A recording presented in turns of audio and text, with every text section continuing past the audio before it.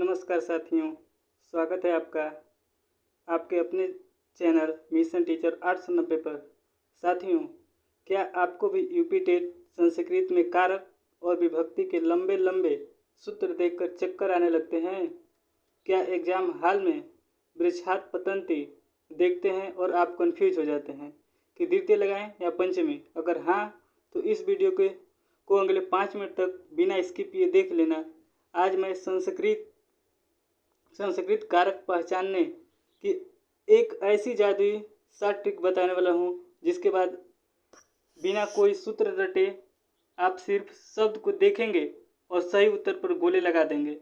इस बार UP TET में आपके 3 नंबर पक्के होने वाले हैं, इसकी गारंटी मेरी है। तो चलिए साथियों, सबसे पहले दिमाग से भूत निकाल दीजिए कि संस्कृत कठिन है। हिंदी के 8 कारक होते हैं, लेकिन संस्कृत व्याकरण के अनुसार कारकाड़ी सट यानी कारक सिर्फ 6 माने जाते हैं। देखिए, यहाँ पे अधिकरण और संबोधन कारक है, ठीक। लेकिन संस्कृत में कर्ता कारक, कर्म कारक, करण कारक, संप्रदान कारक, अप्रदान कारक, संबंध कारक, ठीक।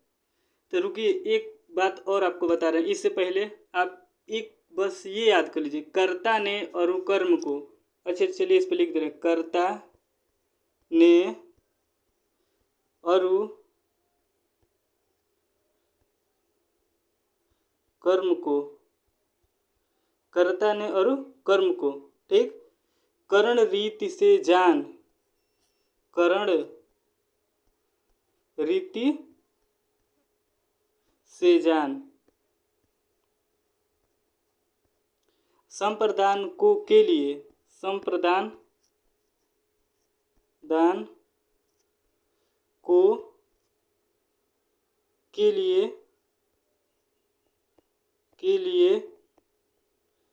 लिए आपादान से मान, आपादान से आपादान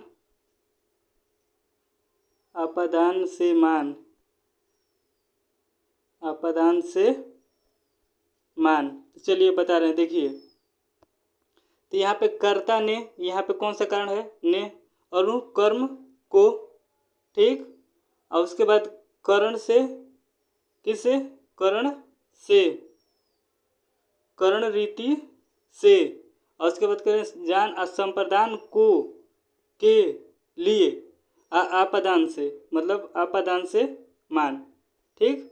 तो चलिए आइए चलते हैं, इसके बारे में पूरे जानते हैं। देखिए, कर्ता ने, यहाँ पे देखिए कारक कर्ता और टिक मतलब ने, और इसका अर्थ है जो काम को करता है। और यहाँ पे विभक्ति की बात करें तो यहाँ पे देख सकते हैं प्रथम विभक्ति, प्रथम विभक्ति। इसके बाद कर्म को जिस पर काम होता है, यहाँ पे कौन सा है? द्वितीय विभक्ति। इसके बाद करण से, संप्रदान के लिए, आपादान से अलग, और संबंध का के की, अधिकरण में पर, और संबोधन है, मतलब हे अरे होता है ना, तो पुकारना, संबोधित करना। अब देखिए यहाँ पे ट्रिक, यहाँ क्या है आप देखिए, यहाँ से याद करने का ट्रिक तो हम बाद में बताएंगे, लेकिन इससे पहले आप उदाहरण से समझते हैं। देखिए यहाँ पे रामः, जहाँ पे अह की मात्रा आ जाए, मम जहाँ पे अंग की मात्रा आ जाए, जहाँ पे ने की मात्रा आ जाए। देखिए लेखन्या, गुरुवे ए की मात्रा, वृक्षात आत की मात्रा, और षष्ठी आधा स की मात्रा, और उसके बाद सप्तमी याम की मात्रा, और संबोधन हे की मात्रा, ठीक। तो ऐसे ही आपको याद करना है, क्योंकि कारक एक बहुत ही आसान टॉपिक है। अब बात करेंगे याद रखने के फायदे क्या है, 8 कारक के एक ट्रिक से कैसे याद करते हैं। यूपी टेट में क्यों बार बार पूछे जाते हैं, और समय की बचत पक्की इसे होने वाला है। तो आप इसको याद करेंगे कैसे? देखिए, याद करने का ट्रिक क्या है? ने, को, से, के लिए, से अलग, का के, की, में, पर, है। तो आपने देखा होगा कि जब भी प्रश्न पूछता है, सबसे पहले यूपी टेट का फेवरेट प्रश्न आपको दिखाने वाला हूँ। रुकिए एक सेकेंड, अभी आपको दिखा रहे हैं यूपी टेट का। हिमालयात ना वृक्षात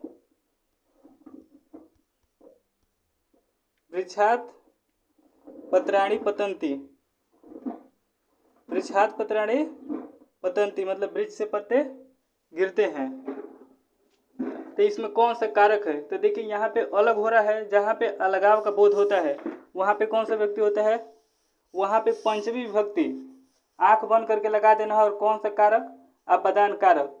तो जहाँ पे भी जिस शब्द के अंत में अगर आत आए तो वहाँ पे पंचमी विभक्ति अपदान कारक लगा देना है। जैसे वृक्षात, हिमालयात, गृहात, सीधे पंचमी ठोक दो। यकीन नहीं आता है तो चलिए यूपी टेट का पिछली पेपर उठाकर यह प्रश्न देखिए। हिमालयात गंगा प्रवहती, ये यूपी टेट का पेपर है। हिमालयात गंगा और यहाँ पे प्रवहती, ठीक। हिमालयात गंगा प्रवहती। तो देखिए गंगा जी हिमालय से क्या हो रही है? अलग हो रही है। तो जहाँ पर भी अंत में आया है आत, देखिए यहाँ पे हिमालयात, यहाँ पे जहाँ पे अंत में आत आया है तो कौन सा कारक हुआ? अपदान कारक। बिना किसी सूत्र के 2 सेकंड में उत्तर आ गया ना। और दूसरा सबसे ज़्यादा पूछे जाने वाला नियम है अक्षरा काढ़, मतलब वह आँख से काना है। अक्षरा काढ़ मतलब वह आँख से काना है। जब भी एक बात और, जब भी शरीर के किसी अंग से कोई विकार की या कमी दिखाई दे वहाँ पे से ये ना विकारः, मतलब ये ना विकारः, ये ना विकारः सूत्र से तृतीय व्यक्ति कारण होता है। जैसे पादेन खज, मतलब पादेन मतलब पैर से लंगड़ा। तो देखिए जब भी शरीर से कोई भी अंग अगर कमी महसूस है तो वहाँ पे क्या होता है? वहाँ पे आप हमेशा याद रखिए, यहाँ पे यंगाल विकार से तृतीय विभक्ति और करण कारक होता है। क्योंकि किससे? तो पैर से, हाथ से, आँख से, इस सब से आया तो यहाँ पे होगा। आप हमेशा याद रखिए। तो साथियों कैसे लगी आपको ट्रिक पहचानने की जादुई ट्रिक? कमेंट बॉक्स में अपनी सिर्फ या नाइस लिखकर हाजिरी जरूर करें। अब आपको आज का होमवर्क प्रश्न जिसका जवाब आपको कमेंट बॉक्स में देना है, विप्राभ्याम गाम गच्छति में कौन सा कारक है? अगर आप चाहते हैं कि मैं संस्कृत के बाकी टॉपिक जैसे संधि, समास और प्रत्यय भी ऐसे ही धांसू ट्रिक लेकर आऊँ तो अभी नीचे दिए गए लाल सब्सक्राइब बटन को दबा दीजिए और वीडियो के अंत में सभी यूपी टेट वाले ग्रुप्स को शेयर कर दीजिए। मिलते हैं अगली धमाकेदार क्लास में, तब तक के लिए जय हिंद, वंदे मातरम।